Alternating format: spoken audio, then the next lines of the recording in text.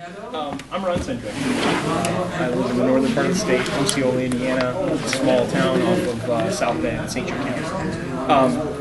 I guess I'd like to start by asking, first time considering running for office? Everyone here? Anybody ever? Not you. You've ran before? I've not run. I've run campaigns before. Oh, you ran campaigns. Okay. You know, let me just start this in a way that you probably wouldn't expect.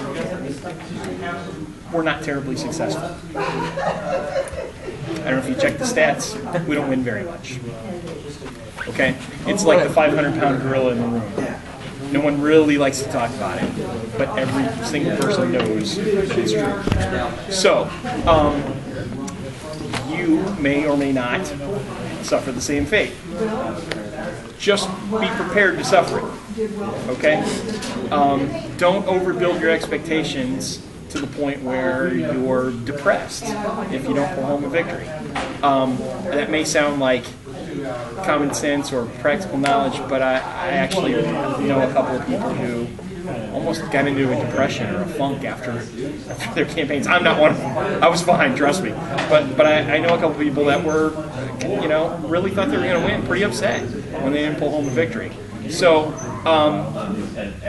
make sure you're invested in your campaign, but don't get to the point where it's an all or nothing proposition that you have to have that victory to go forward in life. There are plenty of things that make running as a Libertarian for office worthwhile without actually winning a campaign, without actually winning an election. I mean, keep in mind that you get to spread these ideas around. I mean, we don't get people into our camp by the thousands. We get them. You don't get to 1,000 before you get to 50. Before you get to 50, okay? You don't get to 10,000 before you get to 1,000. So every time we bring somebody in, we're closer, and your campaign can bring people in, okay? So don't ever look at it like it's an all or nothing proposition. Like it's either a win or I didn't do my job, okay? Because you're doing a job no matter what, and you're getting us closer. At least people are hearing it, okay? So at the end of the day, don't be too critical about your results. So, a little bit about myself and the campaign I ran. I've never ran for office before prior to 2010. I really only became involved with the Libertarian Party about 2009. I have 4 adult children who are all grown out of the house now. I'm a small business owner. I've owned my own company now for about 10 years, 12 years, I guess, maybe now. And when my children got older and starting the company, that's when I really started to open my eyes to what was going on in the government. Prior to that, I was way too busy coaching Little League and working for somebody else and, doing all the stuff that you do when you have 4 kids in school at the plays and the parent-teacher conferences, and I was trying to be a good parent. And I'm embarrassed to say I wasn't paying nearly the kind of attention to what was going on in the government as I should have. So I'm overzealously now trying to make up for my sins and doing all I possibly can to help for the years that I ignored it, okay? And so I ran for office in 2010. I chose to run as state rep, and I challenged a 20-year incumbent Democrat in a heavy Democratic district, all right? I did not have a Republican challenger because they don't think they can win, so they didn't bother, okay? The guy had raised $200,000 in the cycle before that for his election and crushed the Republican who ran prior to that, who raised about $50,000. Just crushed it. So they weren't even interested in putting anybody into the race. So I decided to take this guy on because I thought state rep was a job I could do and still continue to run my business. I thought if I could just find somebody to run it for those few months while I have to be in the state house, I could get back and take care of things, and it felt like a job that I could do. So that's what I went for, and I went and embraced everyone I possibly could. I reached out to Tea Party groups, I reached out to citizen action groups, and essentially ran a grassroots campaign. I raised $2,500, which is about $2,300 more than I thought I was going to raise, and I finished with 30% of the vote. There were technically 16,000 people came out to vote, per se, but only about 10,000, no, I said that wrong, 13,000 people came out to vote. Only about 10,000 actually counted because 3,000 people came in and pulled the Republican lever and left, which meant that they voted for a Republican candidate who wasn't there, so their vote didn't reach the final tally. So the winner got about 7,000 votes, I got about 3,000 votes, and the mysterious Republican, who wasn't even on the ballot, got as many votes as I did, which is one of the biggest reasons why we're trying to eliminate lever voting, and something that you'll have to face in your campaign. I chose to try to reach out to the Republicans because they didn't have a dog in the race, and I felt if you're a Republican, you live in that district, at least you believe, I hope, in our economic policies, and maybe that's enough to make a connection, and I've steered my campaign in that direction. You may have to do the opposite. If you're running against a Republican, for instance, and not a Democrat, you may have to steer your campaign towards civil liberty issues, towards anti-war, your state. So you know what I mean, though, to the side of the spectrum that's underserved. That's underserved, right? And so play to your strengths is the advice I have for that. The other thing the most important thing I wanted to tell you today concerns money for your election. I really did not want to ask people for money when I was running for office, and it may not be for the reasons you think. It wasn't because I didn't believe in what I was doing. It wasn't because the economy was bad. It was because I honestly felt like I had a very small chance of winning. And to be 100% honest with you, I had a tough time looking people in the eye and asking for their money in what I essentially knew was going to be a losing effort. And it was very difficult for me to do it.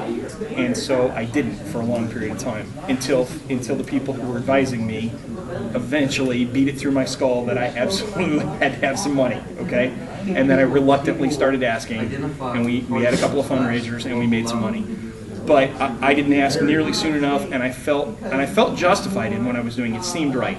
But I have to tell you, folks, it was a mistake. It was the number one mistake I made. Even if you don't think you have a chance to win, it's not like the money won't be well served. It's not like the money won't get the message out, okay? And sadly, as sadly as the truth may be, you may have to run for office several times to get a victory. Okay, so your first go-around might be all about name recognition, making contacts, learning how to do it, taking a couple blows to the chin before you realize, what worked and what didn't the first time around. But you can build on that, okay? And you will need money to do something.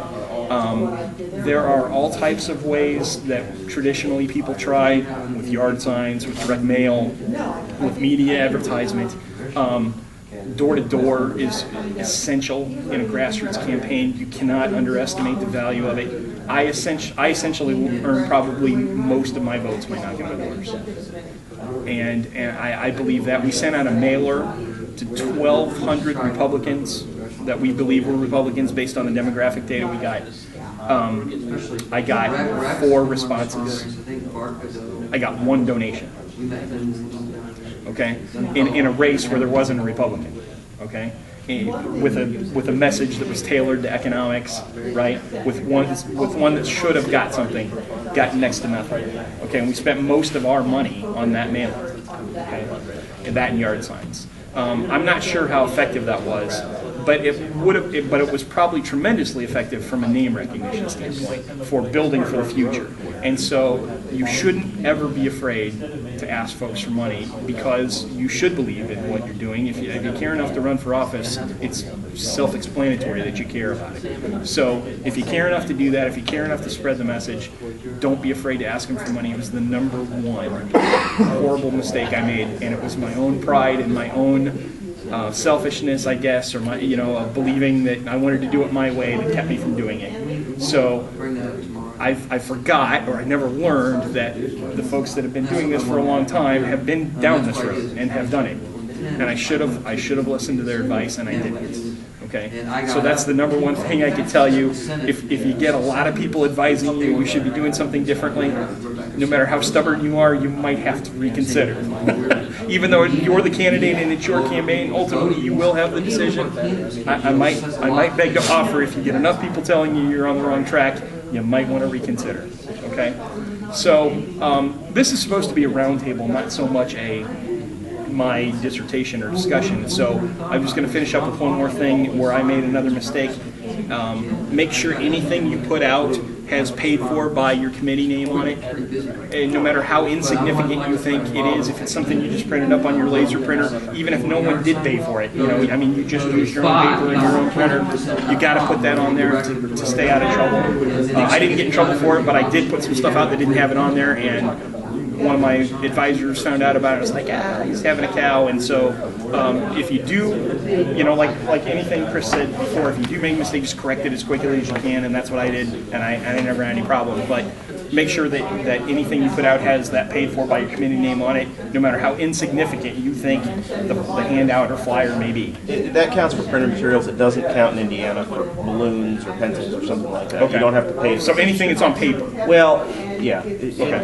But Debbie O'Neill ran for mayor in Rushville last time, and she put this paid for and authorized by Debbie O'Neill. It was almost as big as her sign, or like as big as her balloon. And for small trinkets like that, it's not needed. Okay. But if it's a sign or a flyer of some sort, you need to put it on. Yeah. So I just want to make sure you know that, so you stay out of trouble, because we certainly don't want you to be fined or to get in trouble when you do this. I mean, we would like you to be enlisted in the long haul. We'd like you to run for us again. We'd like you to be around. If you undertake this effort and you get $1,000 in fines, you may not be so likely to come back and try it again for us. So we want to keep you out of trouble. So let's open it up to discussion. Do you have any questions or comments or anything in general? Yes, sir. Okay. Like your district, you said, is like primarily Democrat. That's right. Like my district is 89th district, which is a great division between the city of Beech Grove and Warren Township. Okay. That's a huge economic divide right there. Like Okay. Beech Grove is very conservative. There's no like Catholic churches down there. North of Warren is it's seen better days. But Okay. how they vote is an economic divide, but. Every election it flip-flops, like 1 year it's a Democrat, next year it's a Republican. And they're winning by like 200 votes, like Kirkhofer beat John Barnes by 200 votes. Okay.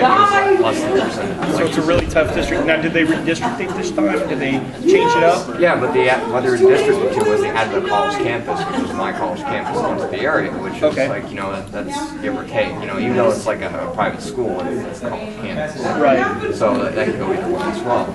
But, like these votes are going, here and there, here and there, here and there, so it's like 200 votes. So right now I don't know like a Democrat's filed, because I don't think they really care about the state of the society, it's just going to continuously flop. She'll just win next time, just throw someone else there. But she should refile this again as well. So like in a state, not state, but district that's always, constantly flip-flopping like that. Right. It's who do I pander to, because it's like, this can go either way, who you talk to. Well, I think, you're going to ultimately have to make the call. I mean, it's clearly your decision. Again, for advice on how to attack a district like that, pick what you feel is your strongest issue, perhaps. What you feel you're the best messenger of. You know what I mean? What you're passionate about, and try to own that issue. Try to be the champion of that issue, particularly if you feel that whichever candidate or side tries to champion that issue and falls short on it. You know what I mean? Try to own it for yourself, and try to get as many votes as you can on that issue, or maybe a couple of issues along those lines. Because the issue is like it's going to be like an absolutist situation. You know what I mean? Like if you have if half the auditorium is Democratic, half the auditorium is Republican, and they're like, what's your position on right to work? Yeah. What you say, you're going to lose half the audience right there. Well, it can. So don't champion that issue. In other words, if you ask that question, be prepared to give a response, but don't put that as the number one issue on your website or as the one that you're touting. You know what I mean? Yes, sir. Yeah, I was going to add to that. You're in a unique situation, and you need to tailor exactly what Ron was saying. Tailor your message to the people you're talking to. So if you're talking to a heavily Democrat group, or in the area that typically votes heavily Democrat, you're going to want to focus on the social issues. Whereas if you're in a heavily Republican area, you're going to want to focus on economics. You're going to have a hard time getting votes, because they're going to feel like, well, if I don't vote for the Republican, the Democrat's going to win, because it is always so close. So you got to vote out of fear. Yeah, you get a lot of, one of the things that your success in terms of vote total was because you were running in a two-way race, so people felt like they could, even if there was a Republican in the race, they would have felt more comfortable voting for him because they liked him more than the Republican, because they know essentially that the Democrat's going to win. Yeah, I just don't want a situation where it's like I'm just whirlwinding with all these different people, you know what I mean? It's like, you know, stop at one thing, it's like, yeah, referendum, the right to work. Then go over here and it's like, yeah, you know, zero excise taxes, you know what I mean? Right. Because then you're just whirlwinding and it's like you're going to get caught up in that. Like, Well, don't contradict yourself. Yeah, no, that's not what we're saying. Just be consistent, but tailor what you're saying. And There's certain issues, certain audiences want to. Right, so when you give your speech to the Republican side, you know, give your economic speech. Okay, talk about free markets. You know, and particularly, like I said, try to champion an issue that you feel your opponent maybe gives lip service to but doesn't deliver on. If they have a voting record, you know, call them out on that. Say, well, you know, my opponent talks about free markets, but he voted this and this and this. And these are not free market principles. And if I get that office, I guarantee you I'm going to deliver these free market principles. the only thing I really like looking at her voting record is like a kick in the throat is like she signed several eminent domain bills. Okay, there you go. Then it absolutely attack that as not a free market solution. Yeah, which is like, because she ran on the aspect of like, it was like stand with Cindy, those were whole, you know, campaigns. Right.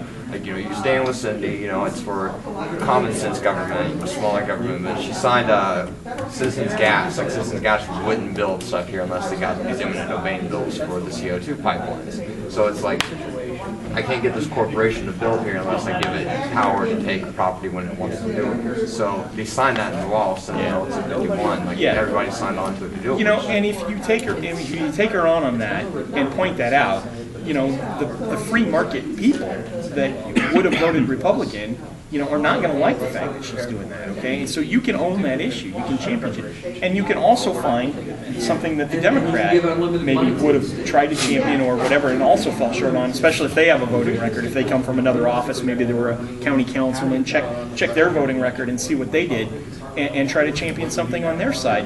And it's not that you flip-flop on the issues and you don't tell one crowd one thing and tell another. I mean, you have to answer the questions that they ask, and you have to be honest, and you have to be consistent in your campaign, but you don't have to lead with them.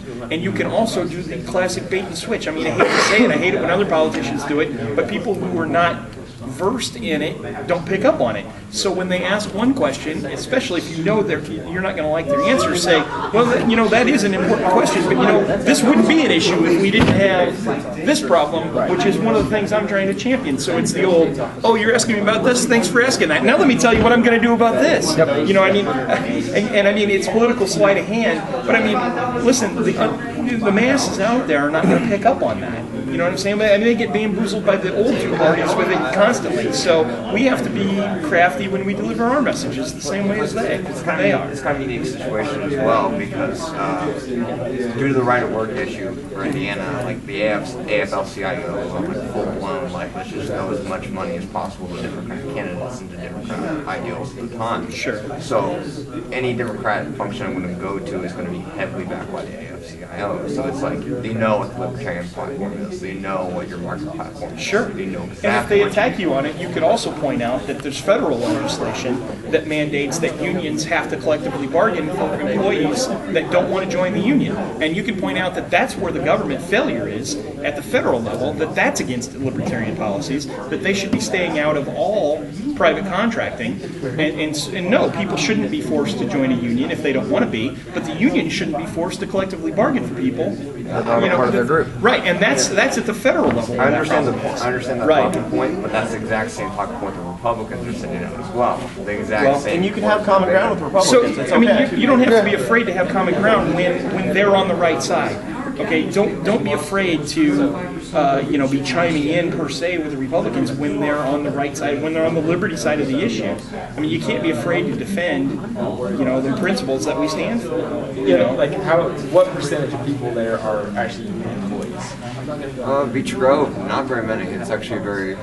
Because the whole thing is that it always gets, the union side always frames it as they're against the working man, right? Well, what's good for the union and what's good for the working man are not one and the same.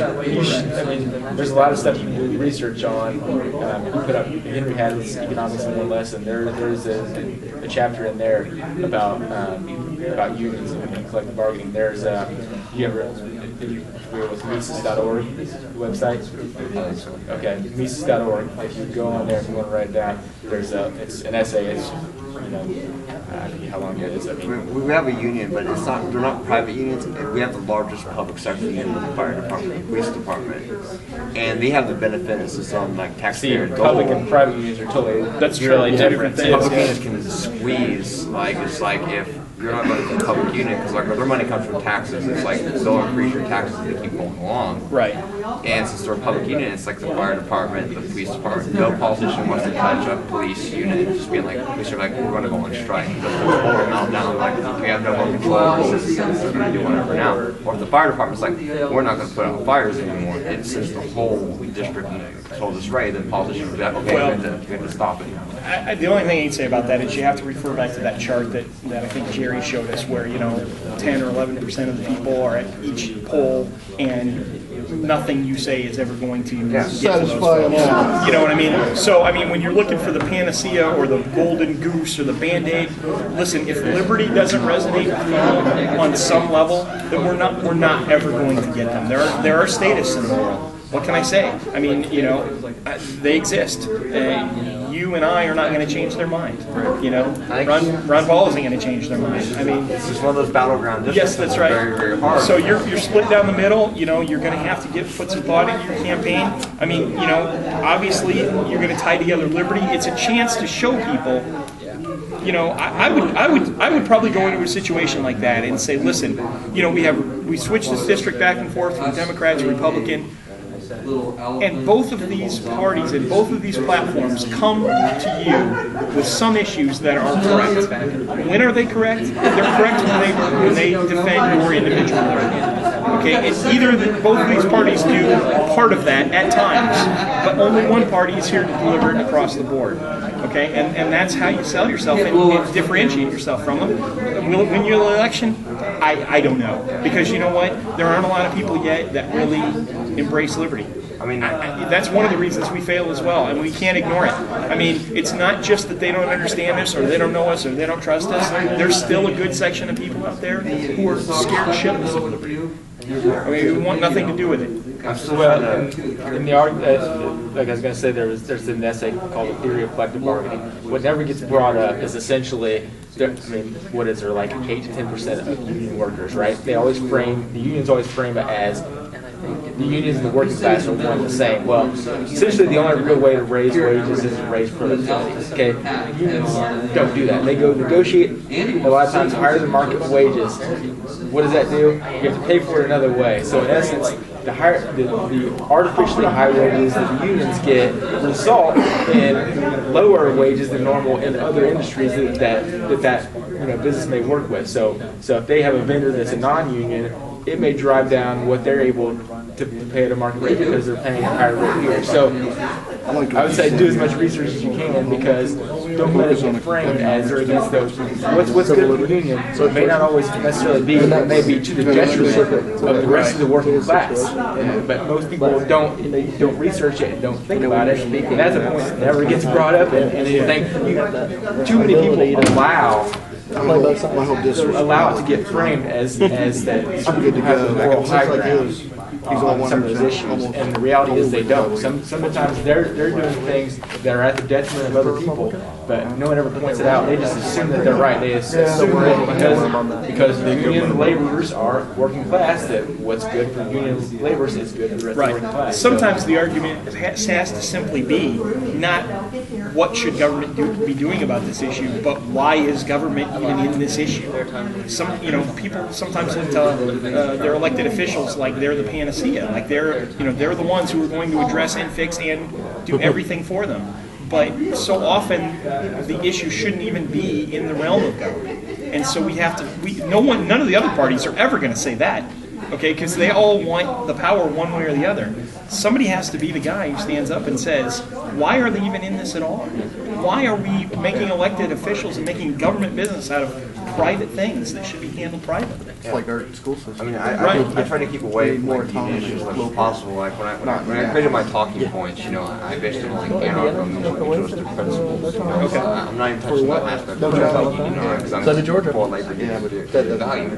But it's just there have my arguments of The whole state's wrong. marriage, like removing the word marriage totally from the Constitution. You know? Is it even in the Constitution? In Indiana Constitution? Oh, Indiana. Okay, yeah, okay. I'm gonna say it's not in the federal, right? State. State. Right. Yeah, because it's state level. You're right. Removing that, you know, getting rid of like excise, sales, and income tax. Not Right. lowering it, because Republicans are always lower taxes. Right. And I'm just going to bar all this, you know, like Right.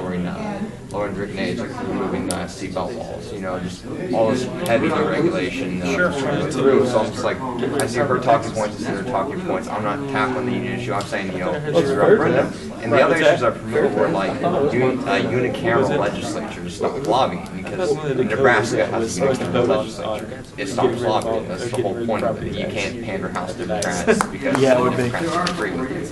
So, you know, citizens legislature, so if you get 5% of the Secretary of State, it allows the citizens Congress to come together to add 10 delegates to the energy Congress. So a total rehaul of like the Indiana Constitution, just shackle it down and reconstruct. That's what the mutual agreement is.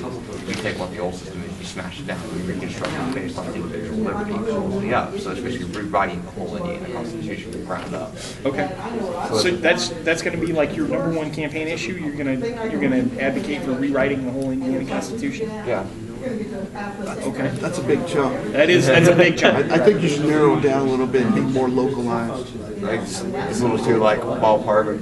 When you become the benevolent ruler of Indiana, you can tackle that. Right. But until then, you need to focus on who you're talking to. Just like we was mentioning, you know, your demographic is flip-flopping between Republican and Democrat. Focus on that. I'm steady liberty. Right. Let's have me. I mean, that's what the unicameral You know, legislature. when you get in a debate in which you can use your ideological thoughts regarding rewriting the Constitution, fine, use it then. But when you're out trying to sell yourself, stay local. Yeah, somebody once said, was it great quote, all politics Yes, are local. relatable. Good. Somebody once said all politics are local. So if your message out to the voters is, changing the Indiana Constitution or whatever, people are going to say, well, how does that relate to me? Or how is that going to, what's the glue that connects that back to my day-to-day life or whatever? So you got to keep in mind that you're coming at, right now you're coming at a 90,000 foot level. There's nothing wrong with that. But your constituency is going to be down much closer to the ground, right? And so I would advise you to be aware of that. Okay. Now, although a Libertarian Campaign is the classic place to come in with even out of the norm ideas, or whatever should I say, extreme. I don't mean to call you that or that idea extremist, but it is compared to somebody saying I want to lower the tax rate by 1%. I mean, so in context it's extreme. I don't mean it as an insult. That's my point. Jake, my big one, if I'm elected, is to totally revamp the education system. Not the Constitution, that's bigger than what I am. But I just totally want to do away with all administration and redo county to county. But I'm not going to walk up to grandma and tell her that. I'm going to try and relate to her one-on-one. See, but like what I seen with that was like the unicameral stuff is when you watch the Indiana legislature, it's so gridlocked with how it's going. Like the Democrats will consistently walk out, Republicans consistently just push bills through without any public discourse on it. So there's a lot of lobbying going on both sides. The AFL-CIO with the Democrats telling them to walk out, the corporate lobbyists telling the Republicans to push these bills through over and over and over again. I mean, not just the issue of right to work, but with the eminent domain bills that preceded that, and with the rate hikes they're putting on taxes, that as well. Like those are all preceded by corporate interests. That corporations. Some of that gridlock's a good thing, though. That's why this is the election for the Libertarians to really get out there and push liberty. It's because of that. I see it every day. Right, and try try to take that angle of saying, why is the government the mechanism to make, to rule in these areas? Why isn't private contract, handling these things? I guess it's more like an anti-lobbyist stance, trying to prevent lobbying as much as possible. Now, when we say unicameral House, you're talking about like not having a Senate, just having like a House of Representatives. Nebraska has it where is that right? Yeah, Do I understand that correctly? Nebraska back in like the 50s was like there was an issue with people coming in and lobbying on both sides. Like House Democrats were totally different than Senate Democrats, so lobbyists would go to one to block a bill that's through. So nothing got passed in Nebraska, so they reformed it where it combined the House and the Senate into one legislature, so you couldn't cross. To me, they'll just take. The battle will just go to one House instead of two. They're still going to draw the battle lines. I think there's term limits with it too, so it kind of blockade. I am personally a fan of term limits now. Interestingly enough, I actually desperately wish that we didn't live in a society where we would actually need them, because technically we have the ability to term limit every single politician by going and voting them out of office. And a part of me says, isn't it a shame that another part of me wants term limits because people aren't smart enough to vote out the idiots that they keep reelecting? So I'm like torn really between the two. The purist of me says we don't need term limits; we already have them. It's called vote. It's called voting. But unfortunately, the reality is that what we don't have is an educated electorate. And sadly, term limits are treatment for a symptom. Exactly. They're not You're exactly right. And they're not fixing it. So I even ran that on my platform in 2010. I talked about implementing term limits as one of my things, and then since then I'm like changed my mind on it slightly. Not because I want people to stay in office forever. I want exactly the opposite of that. I think it's necessary with super PAC situations. Yeah. Like when you have a super PAC that can sit there and just be like, here's millions and millions and millions of dollars. So aren't they just going to buy the next guy? Yeah, it's like I'll just buy an election. Well, you just buy the next candidate. Getting one crook out of office just puts another one in. And term limits also empower those that are unelected, because a lot of the staff stay around, especially when you have one person who essentially, let's say, I'm term limited, but I want my good buddy here to take my place. Oh, and by the way, he's going to have all of my staff. And all my connections. And all of my connections. All my other good old boy crap. So the people that worked for me and now work for him are the ones that are actually power brokers. And you come back as an advisor. Exactly. Right. And then you have the appearance of change, but nothing changed. Right. Well, it did. It took the power away from the voters to actually make that change. And that's the danger that comes with term limiting. Like a Jacksonian situation where like you're Andrew Jackson and you're just going to put in all your friends in every one of my cabinet positions because they're going to back me on every decision I'm going to make, no matter how ridiculous. Well, and not only that, but the people that develop the relationships in that body are going to be the ones that are unelected, because they know that they're going to be there, because they're going to go from my staff to his staff to his staff to his staff, and I may only be able to serve 2 terms. He may only be able to serve 2 terms. He may only be able to serve 2. He may only be able to serve 2. But the people that worked for us served 8. Think about the relationships that you're able to create with that. The kind of issues that I want to promote and to really work on in the next election are low hanging fruit, things that are easy for us to win arguments on. Something as simple as blue laws. It's Oh yeah, I've thought about alcohol this. sales on Sundays, We car can't buy beer on sales. Sundays. We can't buy a car on Sunday in Indiana. Those are some issues that we can win at the front door. Here's how we did that in Georgia. We didn't talk about it from we want to make it happen. We talked about giving the locality the control to choose. Right. Yeah, we want to make it. We all anytime we can be on the side of letting people have choices or to be free. The slogan is basically going to be legalized freedom. You should be legal. You should be able to. If you want to make a transaction, do it. Keep talking your stances, because if I'm the county next to you and I'm going to be promoting you also, I need to know where you stand. Absolutely. Here's the thing. Actually, that brings up a good point. If I may interrupt here, and I'll be brief. We probably should try to brand our state rep candidates and our state senate candidates along similar lines, at least on 1 or maybe 2 issues. you know, maybe not every issue works in your locality or whatever, but, you know, for instance, I heard you mention something about taxes. Taxes is something well interested. In 2010, we sort of took this kind of attack on property tax. We chose to all sort of focus and gang up, and most of us chose to put that as one of our issues that we called that, you know, like the most heinous of taxes, because you can't even really consistently own your own home or property as long as the government claims first claim to right to it. If you don't pay your property taxes, they snatch it from you. And we felt that was particularly heinous of all the taxes. And so I'm not suggesting that you guys do that in your, that issue, but we could hold a couple of summits or whatever, even teleconferences. We can get people on board, try to build and see if we can get a consensus. And that way, when we do statewide advertisement or outreach or whatever, we can say, look, we're the party of trying to do this issue, and we've got, you know, James, right? And Jeremiah, and, you know, on board with this in your area or whatever. So we can kind of, you know, sort of build a, you know, a coalition, I guess, you know, not that we're all haphazard. And so I think there's some strength to that, and some repetition is good, and, you know, hearing it from more than one source. So I strongly suggest, and if I were running for State House this year, which I almost did before I got called to work on Gary Johnson's presidential campaign. There's still time for you to get in. No, I'm not going to get in. I can't do both. I couldn't hardly do my own campaign and still keep a job. There's no way in the world I can do both, trust me.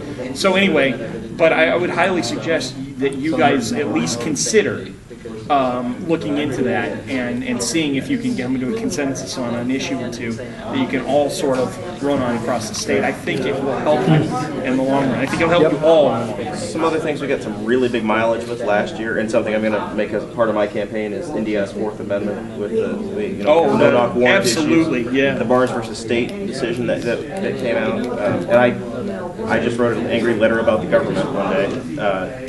Sent it off to about 6 newspapers, and it went to some Gannett papers, and they wound up publishing my letter in New Jersey and Pennsylvania. Right. It went all over the country, talking about the Barnes versus State. Well, like I said, I think you guys as the candidates should decide with that, and maybe hold a summit. And I'm sorry, I cut you off, sir, so please go ahead. I was just going to say, and you may already know this, as I understand some of these, you know, no alcohol, no cars on Sundays, all that kind of stuff, kind of need to know who the real opposition is, because as I understand them, and a lot of this is like that, you have to kind of follow who's lobbying for those, and a lot of times it's basically the guys who have 10 car dealerships all across the city form a little cartel and go and say, hey, you know what, we kind of want a day off here, but we don't want, Jim's mom and pop auto dealer right here to go sell cars and take away from our business on Sunday. So keep it closed. So I guess it'll save us a day of labor. Yeah. You have to. So I guess but they want to close off competition. They want the small guys to be able to be open. Right. So sell it as a competition issue. So it's sold to the public as a a religious. We don't want people drinking on Sundays. Well, really, it's because the 21st Amendment guys would not have to come to work on Sunday. Right. But they don't want the mom and pop liquor store down the store to take away from their business. But you have Meyer and Marsh that would already be open anyway. Yeah. So that can sell. Well, so you kind of have to know who really is who's in a grocery store. You can only you have to sell it in one of those special, you can only sell cold beer in a liquor store, and a liquor store can't sell soft drinks. So you mix them right. Yeah, so you can't mix them together. Well, they found a way around the coalition as far as like small businesses in Indianapolis, where they made it to where you can only buy wine and beer from actual in-state breweries and wineries. Right. Yeah, they have special exceptions that are carved out. I guess the point we're trying to make is that we don't want special interest. Did you really? And free markets, and that's an easy free markets issue for us to win. Just didn't notice. He didn't know he was working on The school Sunday. consolidation thing. Good for you. What I'm trying to say, I don't know how you did that, and the earth didn't come to an is end. we should allow. Personally, that's an earth-shattering event. I don't want the state of Indiana to tell everybody that they have to consolidate together. It's the same thing they tried to council government. But if Knightstown and That's even more hilarious. everyone combined together, they should be free to do that. Here you go. Oh, you're saying like Yeah, but if they want to do it, that's fine. That's good. We were walking up to the meeting, he's like, Or combining some and I'm resources. like, what do you mean? Administration. It's still Saturday night, and he's like, Sunday. Did you feel like a criminal for the record? I felt lucky as that. You should. My point is, you shouldn't have felt like a criminal. You didn't do anything that harmed anyone, other than perhaps yourself. So right. I think excise tax should be important because excise absolutely is more 0.16. I would like to give codes that option. And prices. I don't know if I would. I would say Everything is very important. we're happy to buy it. Right. At least though, if you lived in the woods or under a bridge or whatever, you can avoid paying excise tax. You didn't buy anything from anybody. But I mean, you know, you got to own some land to be able to call your own to rest your head on it. And as long as there's a property tax, you know, you have to have an income from year to year to be able to pay that to keep that land. And that's where I really take exception. Absolutely. And You know, that's a real violation. in my area, they're already Property saying rights should it's get from next made town into to life. go to tribe for You know this what I mean? location thing and that location thing. Lockstep If they with remove some of the barriers, That's dangerous. Private property and personal. Absolutely. and dangerous and quality All property should be private. Like, I mean, private property allows whatever private entity to own, like a bank can own your house. Even though commercial property is like.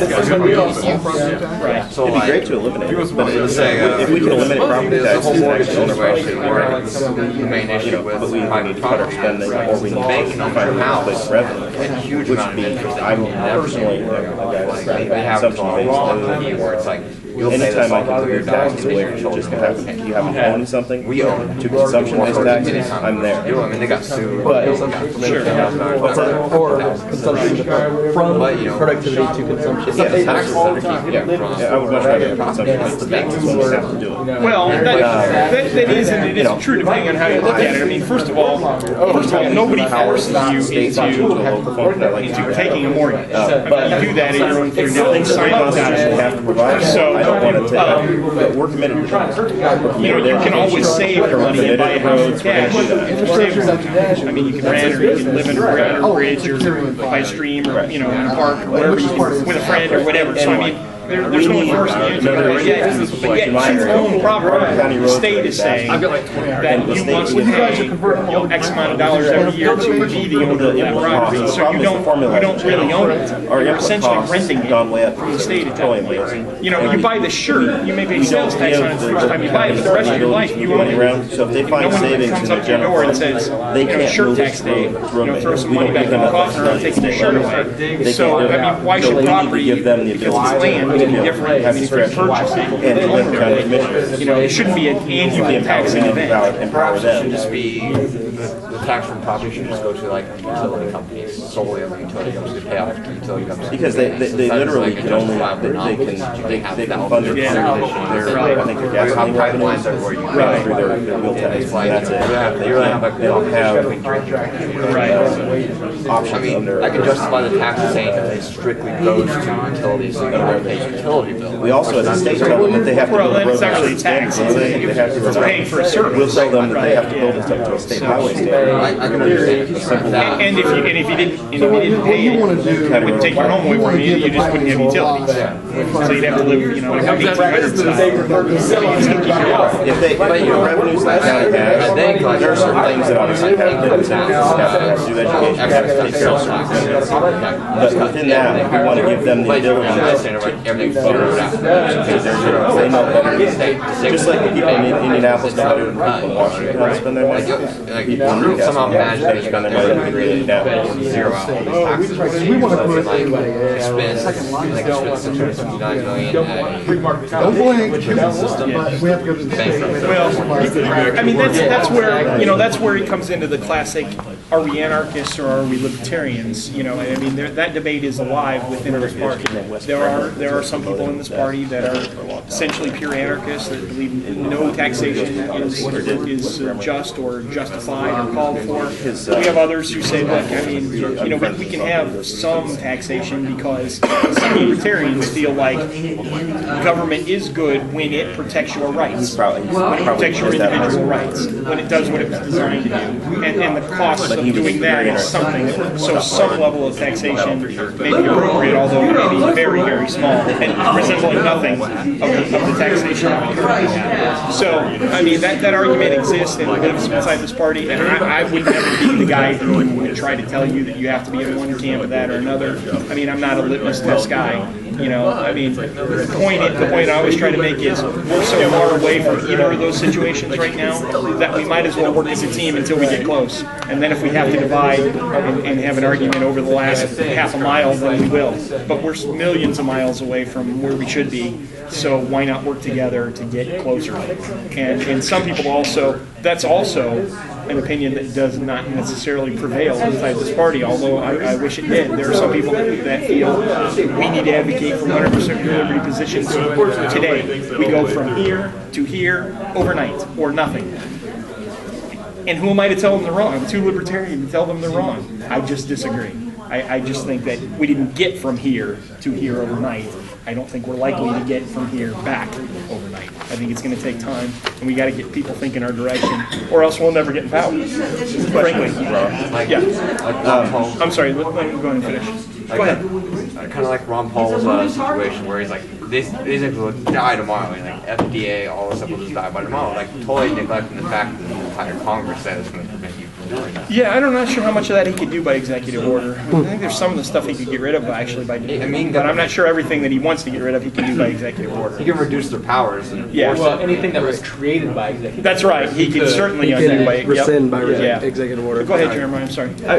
Getting back to the mechanics of the actual campaign and the paperwork that you had to file. Yeah. I understand the things we have to do with the state, but I've gotten, like, when I filed my EIN number, I got some stuff from the IRS.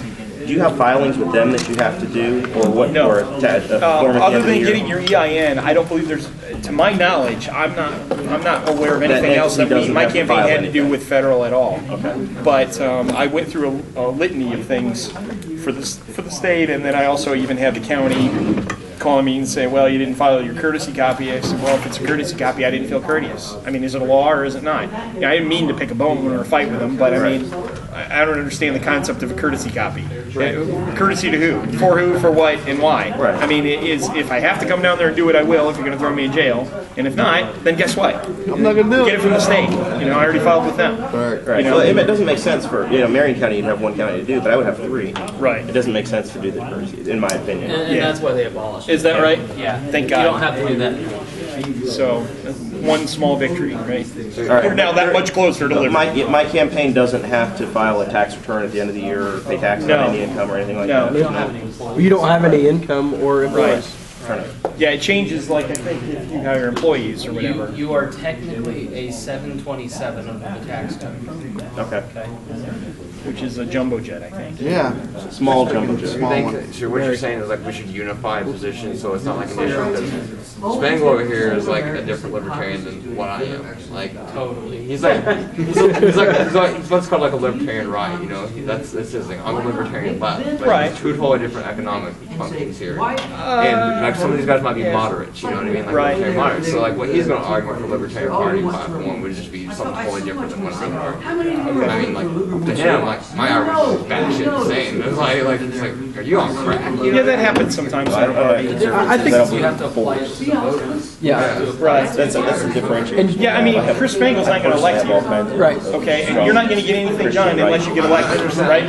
So that's his point. Shouldn't be like a consistent service. Well, listen, I'm not, first of all, I'm not the supreme ruler of the Libertarian Party, not even in Indiana, not even in my county. You're the leader of the table. Okay, I may be the leader of the table now, but that's subject to change at any moment. Here's a dungeon master. Even if I were, I don't think I'd be of the mindset of dictating to you all how to run your campaigns. Right. But I'm merely making a suggestion that to build the party, to build our brand, to eventually get to greater success, I think it might be a good idea if we picked one, just maybe one or even two issues that we sort of kind of come to a consensus on across the entire state. So is that advice that we should take, like you said earlier? It's entirely up to you. Listen, I'm too libertarian to tell you what to do, man. Honest to God, and I'm like to the core libertarian that way. I'm not going to tell you how to run your campaign. I don't have the power to do it anyway, even if I wanted to. I mean, I may have plenty of advice for you, but at the end of the day, it's just advice. Okay? I mean, you're free to run it how you want. You just want to make sure that you have your campaign organized in a way that's going to promote the Libertarian Right. Party.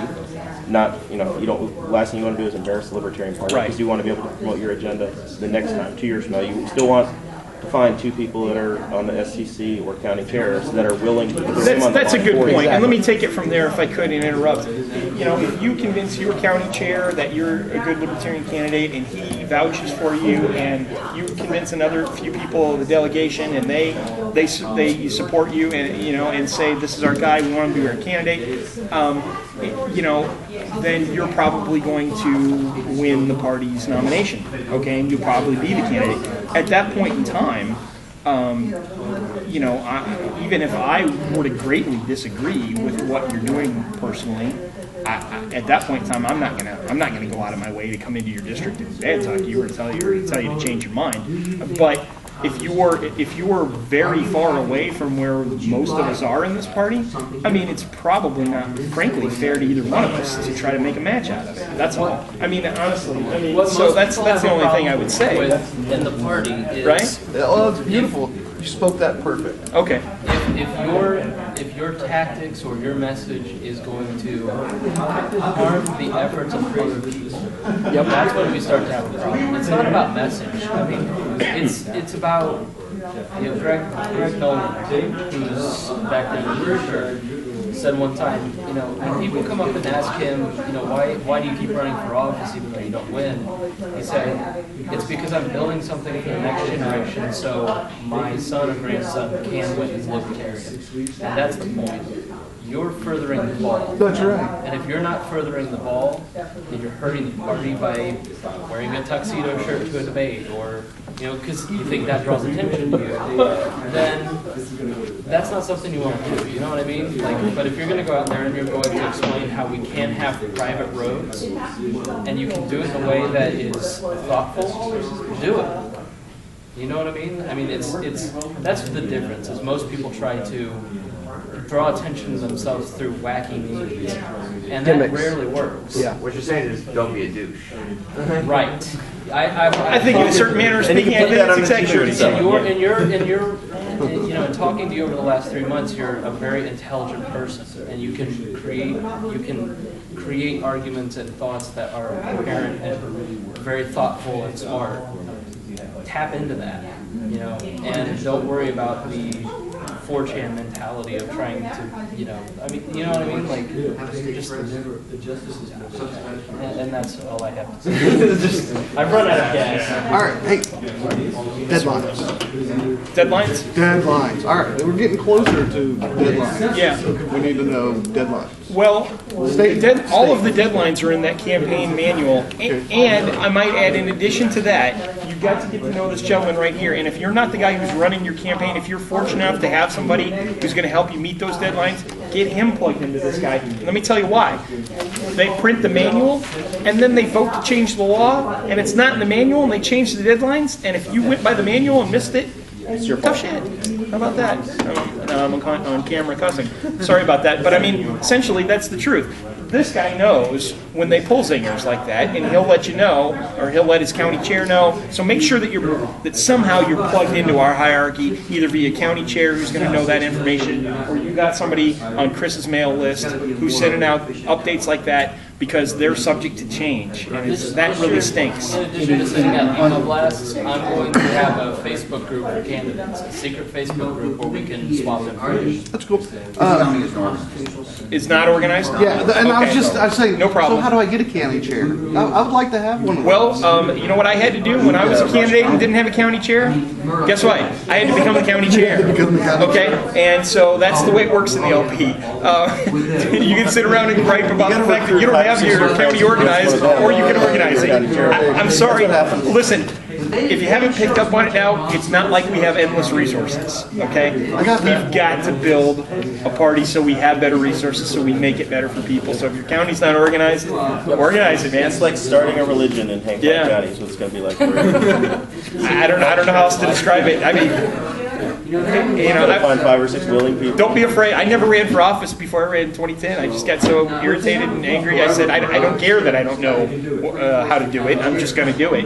And I did the same thing and became a county chair. I had no idea. I wasn't groomed to be a county chair. I never went to school to be a county chair. No one told me. I just said, you know what, we need a county chair. I'm going to be it. I'll figure it out. I'll figure out how to do it. Rob what? Yeah. Right. This is like I don't think they people who meet donate to very the much. Libertarian Party. But they do technically have a chairperson. But you know, like Right. Culver Military Academy, one of the alumni in Culver is the Koch brothers. Like they but no, graduated I don't from think they Culver. have. You know, There's not they're a $1 billion interests. And like, they're always like, I'm a libertarian. This is how I vote. But do they even donate to the Libertarian I Party? think they did at some time, right? But they don't. You talking about the Koch brothers? Yeah. As vice president. Yeah, one of them ran in '80 as vice president. Yeah. That was But- the year that with Ed Clark. They're not donating to us now, though. To the party, no, but they do like To Cato Tailor and stuff like that. Yeah. They got They do think tanks. They figured out that their money is, or they think that their money is better spent Anybody from the state. influencing or pushing philosophy rather than putting it And then directly Into in the the political party. party. Because Into there's a our lot of You'll be on this. because there's a lot Every time we of get into one of these. infighting So I filed because in of November. It was I namely did this Murray Rothbard. beginning of November, and then on like Is the January reason the 7th Koch or something, I faxed Yeah. my. Rebecca was telling me a little about this earlier, the story. CFA 4, And Rebecca's been around shows since that the start of the LP in Indiana, if not the start of the modern period. I just like But in any case, she said that that's what happened. Those, And a then lot of I those, believe every time we get into there one have of these been a periods, couple of they're philosophical splits in the party where Not the CFA 1, that's your origination. I don't know, like the radicals The per CFA se 4, versus yeah. the It's the same thing every pragmatists. time. I And think then that's they've got the long-standing in my bag debate. over there, The I've thing got- I told you the about state actually my makes view about how far away an envelope from where we with should all be, the schedules even though and a copy of you and I may everything. not necessarily agree on the final And I'll show you destination, what they we said. both know we're very far away. It's the freedom And- train. And I'm willing to work incrementally because I believe that's progress towards the goal, whereas other people, and I'm not telling them they're wrong, and that's just their opinion, say, no, that's wrong, we don't work incrementally, we gotta go to the end zone for the touchdown today. And then I went And you know what, again, I'm too libertarian to tell them they're wrong, I just don't agree. And so there have been splits like that in the party, and one of those caused, kind of like the Cato people, to split off from the LP party. And there have been LP party, I mean, I haven't been around that long, but I've heard stories from people who have been in a long time. There have been LP national conventions where they're discussing stuff like, what should be the policy of property rights on the moon and other various things that, I swear to God. There used to be platform Yes. positions that about were, space. that would make you, Interstellar, shake yeah. your head. I mean, no offense to who may be watching this who's a longtime LPer, but I'm new to the party and I wasn't around when those were the debates, so it's alien to me. But I'm just telling you that alien. It's no pun intended. But this is the kind of the evolution we've been through, and it has caused rifts, and it has caused people like the Koch brothers to say, "I'm not donating to that party. They're talking about moon stuff when we need to be focusing on, liberty issues." So, we've been Every there. party's talking about moon stuff. I watched the Well, the Republic, New I heard moon base. That's right. Apparently moon base is where we're going. So like, Luckily for us as state candidates, we don't have much jurisdiction over the Yeah, moon. a lot of libertarians may love to go to the moon. Most of them would advocate for private industry figuring out how to get us there and making money off of it and turning it into the free market. Google Cato Institute, Rothbard, Coach. Yeah. You'll find out all the split and why they don't do it. And when, I will say this, the people in Indiana, I mean, you're seeing a good representation of the Indiana LP in this room right here. Many of the folks are a lot like the rest of the folks in this room. They're, I think, pretty pragmatic. They're not absolutists that we got to go to the end zone run today. That was my initial exposure to the LP. I went to the national convention and saw the rest, the other side of the coin. He's laughing because he knows exactly what I'm getting at here. And it was a little bit of a shock to me, frankly. And I was in St. Louis, and I drove back here after the convention, and I did some soul searching, and I said to myself, if this isn't for me, this party aligns with what I believe philosophically. If this political party isn't right for me, there's nowhere else for me to go. I mean, where in the world am I going to go? I'm going to start the party of Ron Cenkush. I can pretty much tell you that isn't going to cut it. Okay, I know it's going nowhere. There's no other decent option for me. So I'm committed to bringing in more like-minded people and just overvoting the others. there is an objectivist party that has 4 members.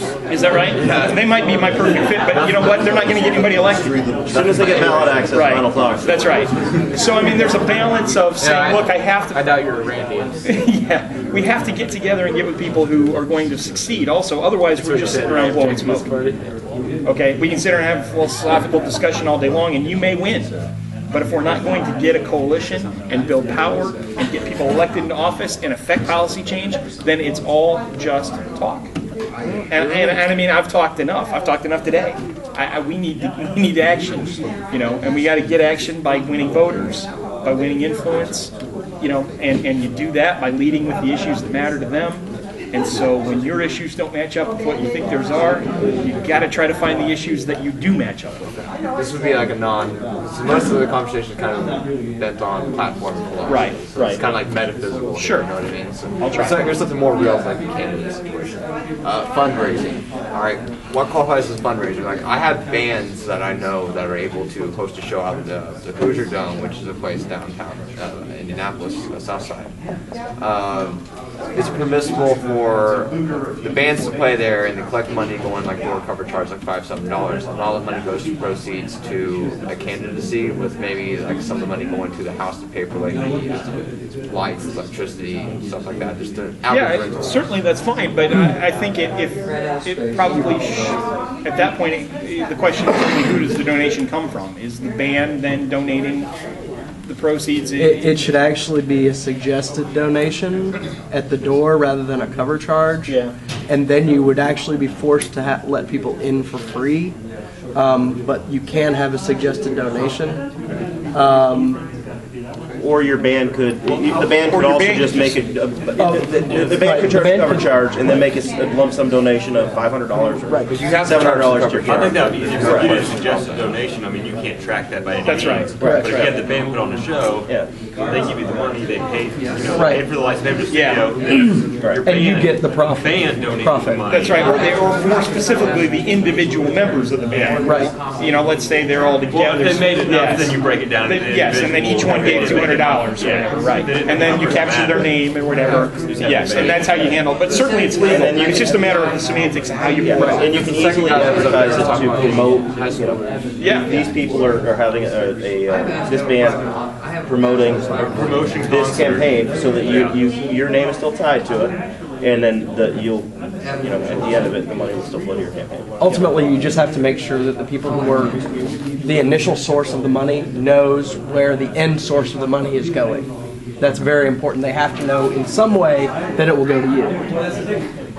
Because there's a guy that we know, he works at Jay Clyde's. Which one? Oh, Todd? Yeah. Yeah, there's a guy named Todd who, a little crazy, he has like Ayn Rand tattooed all over his body. Like, he's like face, quotes, stuff like that. That's just who he is. And he hosts shows here, and sometimes talks about moving to San Francisco, Portland, but that's just sure. But he's a concert promoter. He promotes different hardcore shows around the area, which is in my district. Okay. I talked to him before, you know, like I talked about putting signs up in the bar, because that's okay, cool with them. I asked about a show too. I'm like, are you ever hold a benefit show and money goes to candidacy for the district? And he's like, yeah, we can definitely do that. You know, get 5 or 6 bands on the bill. And there's like, you know, these bands usually bring in like 40, 50, 60 people, depending on like what band it is and what night it is. And like that's the second guy I talked about, like getting the youth involved into volunteerism. And as long as these bands are there and like they're playing the music, collecting the donation money, then you can get like a message outreach to them, because the kids that go to these shows are not like the normal kids you see at the high school, you know, like the hoodies and, you know, it's normal life. Right. They're heavily pierced, heavily tatted young kids. They're very, they're very anarchist, very left wing. You know what I mean? So like they're very into, I want to do what I want. You shouldn't stop me from doing what I want. So like they'll fall in line with this philosophy, like this party, just on the merits of, you know, I like to do what I want to smoke pot without being in trouble for it. You know, I should be able to do that. You know, I hate that I can't drink till I'm 21. I hate that, you know, I might go to war sometime. They hate all those ideas. They might not agree with the economic side, because that's young kids, you know, what they believe at the time. Like, oh, it's unfair that, you know, poor people are So they hate the state when it tells them what to do, but they love the state When it pays for their education.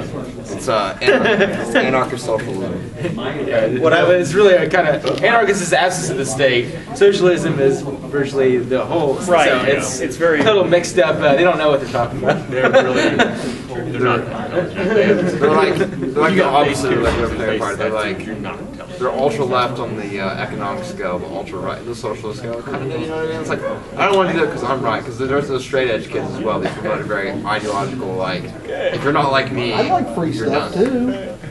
so to say. But you know, but there's a point that there are kids that If you host, that event, there's a very I would old try to saying give yourself that 5 minutes on the says, microphone to I think talk it was, and if you're explain not a the liberal at campaign. 20 You can and talk about you're not a conservative at 40, then you haven't lived life, or you know, whatever. And I would define it. I would rephrase it, and I would say, you know, if you're a liberal at 20 and not you know, maybe a conservative at 30 and not libertarian by 40, you're not being intentional. You know, you're not learning anything. Okay, because you know, sure, it's natural for the youth. I mean, they've been provided to them their whole life. Their parents have been taking care of them. They don't understand. I hate to say it. It's not an insult. I don't understand how to fix an engine. You know why? Because I've never been taught, and I don't know what damn thing about it. When I need one fixed, I got to pay somebody to fix mine. It's not an insult. But I mean, when you haven't been involved in economics, you haven't been taught anything about it. And then, by the way, don't if you're not registered, and if you don't, then how can you even make that? I want to thank everybody for coming today. First and foremost, I want to thank Jerry Titus for putting this together. Good job. Beth Dunsig had a great deal to do with it. She's not here. You see her, thank her. This is the second training session we've done. The first one was shortly after I was hired, and by far, and actually Ryan is our only returning presenter. And just even in Ryan's presentation, the training I think was a lot more detailed and more in depth, and you can see that past one and watch the new one. I really was impressed with all the speakers today. You guys did a great job. I want to thank Ryan. I want to thank Rebecca and Mike and Ron for participating in the roundtable. I want to thank Kelly. He did a great job. So a big thank you to our presenters for coming up and speaking. I want to say if you found value in this, please consider filling out one of those yellow cards or donating to the LPIN online so we can do more of these around the state for more candidates and train more people. The goal is to continue to do this over and over. We have a donation jar over there, and you have the yellow cards.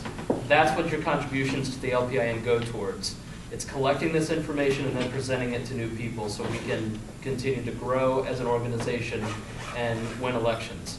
So I want to thank you all for being here. Wish you good luck. Hope you got some good contacts to talk to people. I think we're going to dinner. Jerry, you want to give details on dinner, but first and foremost, thank you everybody for your time today.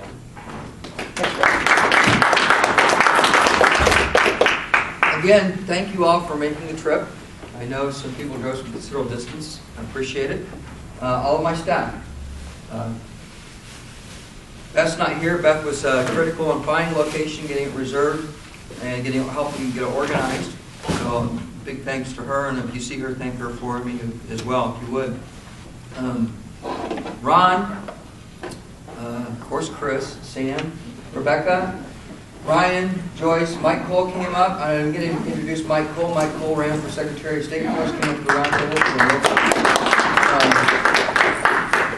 Kelly McKinney, thank you. Very good presentation, I'm told. And all of you, I hope that we addressed some of your questions and gave you some information where to find out some more information. Like I said, I'll be adding you all to our Facebook group, 2012 Candidates, where you can get more information. And you're on my email list, and once we get our Tuesday meetings set up again, probably about 2 weeks, I'll send you information. We'll set up a agenda going forward where you can come to what you think you need, or you can send me an email, you need questions, or Chris, questions about anything specific, and we'll help you out best we can. Again, thank you very much, and we'll see you around.